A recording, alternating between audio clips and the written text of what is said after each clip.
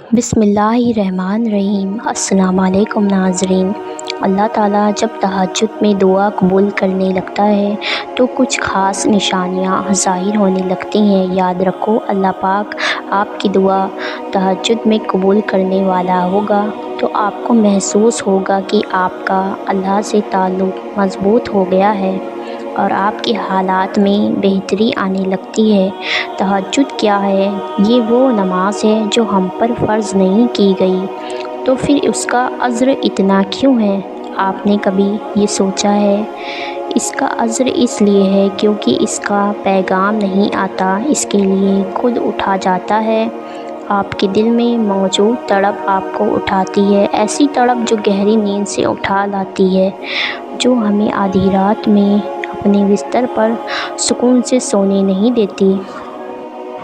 اور اس تڑپ کے ساتھ جب بندہ اپنے رب کے اپنی پیشانی زمین پر رکھتا ہے تو اس کا وہ سجدہ اسے فرش سے عرش پر لے جاتا ہے۔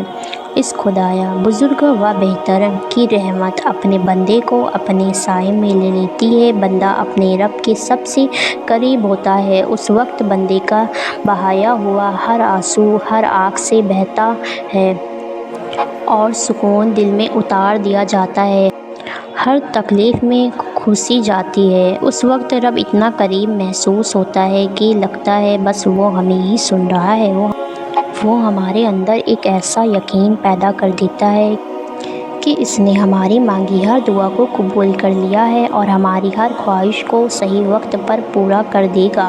تہجد کا وقت خدا کی محبت کا عروج ہوتا ہے۔ تہجد بہت خاص ہوتی ہے، بہت خاص۔ تہجد اللہ تعالیٰ کی طرف سے ہمارے لیے ایک ایسا بند دروازہ ہے جو صرف تہجد کی عبادت سے ہی کھلتا ہے۔ یہ دروازہ صرف ان لوگوں کے نصیب میں ہوتا ہے جو واقعی اللہ کے قریب ہوتے ہیں، اور سب سے بڑھ کر اللہ خود انہیں تہجد کی طرف لاتا رہتا ہے۔ تو وہ خدا ہر طرف ہے، پر تہجد میں خاص سیاہ کالی چادر کے پیچھے رات کی اندھیری میں صرف وہی لوگ ہیں جو اللہ تعالیٰ کو دیکھ پاتے ہیں، جس نے اللہ سے بے پناہ محبت کی ہو۔ اس وقت اللہ تعالیٰ اور آپ کے درمیان ہونے والی گفتگو، آنسوؤں سے بھری ہچکیاں، دل میں کی گئی باتوں کی آوازیں صرف اللہ کے سوا اور کوئی نہیں سن پاتا۔ اس وقت تہجد کے سجدے میں نہ تو سر اٹھانے کا دل کرتا ہے اور نہ ہی آسمان سے نظر ہٹانے کا، اور اگر ایسا ہو جائے تو کبھی اسی دوران تمہاری اللہ سے تہجد میں ملاقات ہو جائے اور وہ تمہارے روبرو آ جائے، وہ منظر تمہارے لیے معجزہ سے کم نہیں۔ تہجد پڑھنے والوں کے لیے معجزے غیب سے اتارے جاتے ہیں۔ رات کی تاریکیوں میں جب کوئی شدت سے اللہ کو پکارتا ہے تو سارے عرش والے اس کی جانب متوجہ ہو جاتے ہیں۔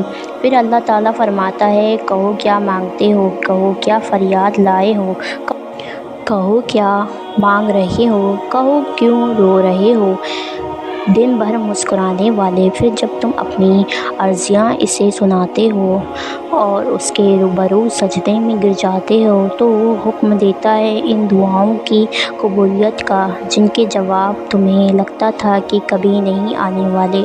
پھر وہ تم سے کہتا ہے، لو بھر دیا دامن تمہارا، یقین کی جھولی پھیلانے والے کن لکھ دیا گیا ہے، اب میں تمہارے نصیب میں مان گیا ہوں۔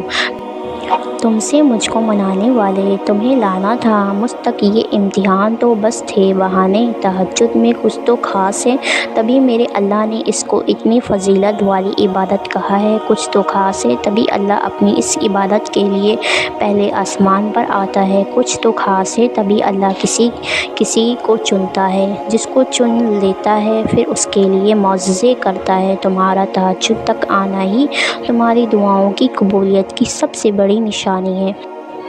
پھر تم کیوں اس کی دی ہوئی ہاں کو اس کا انکار سمجھتے ہو؟ تہجد اللہ کی طرف سے دعوت نامہ ہے۔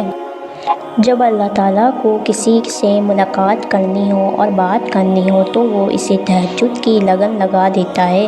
جب یہ سارا جہاں خاموش ہوتا ہے، پھر رات کی تاریکی کے اس عالم میں خدا اپنے بندے سے ہم کلام ہوتا ہے۔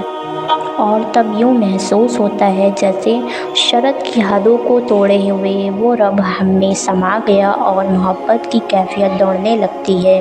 پھر میرا رب فرماتا ہے، مانگ مجھ سے میرے بندے، تو نے جو مانگا میں نے دیا تجھے، مگر تب اللہ تعالیٰ کے سوا کسی کی طلب ہی نہیں رہتی، اور پھر طلب اللہ کی ہو اور وہ نہ ملے، ایسا تو ممکن ہی نہیں۔ تہجد کا آغاز انسان سے تو ہو سکتا ہے مگر اہتمام صرف اللہ ہے۔ دل میں اٹھتی ہوئی مسلسل تکلیف جب رات بھر جگائے رکھتی ہے تو روح کی بے چینی اللہ کے روبرو لا کر کھڑا کر دیتی ہے، اور پھر کچھ درد سنایا جاتا ہے اور دعا کے لیے بے جان ہاتھوں کو اٹھایا جاتا ہے۔ جب سارا غبار باہر نکل آتا ہے تو سکون کی عجیب سی کیفیت طاری ہو جاتی ہے، جیسے سارے دکھ کسی نے اپنے اندر ضبط کر کے روح کو آزاد کر دیا ہو۔ اللہ تعالیٰ سے کی گئی وہ ایک ملاقات، وہ ایک گفتگو ساری الجھنیں سلجھا دیتی ہے۔ پھر مجازی دکھ نہیں بلکہ حقیقی محبت سونے نہیں دیتی۔ پھر رات کی نیند اچھی نہیں لگتی، پھر بس اللہ سے ملنے کی طلب رہتی ہے، پھر دنیا کی خواہش ختم ہو جاتی ہے اور عرش والے کی لت لگ جاتی ہے۔ ویڈیو پسند آئے تو ویڈیو کو لائک کریں، چینل کو بھی سبسکرائب کر دیں اور ہمیں دعاؤں میں بھی ضرور یاد رکھیں۔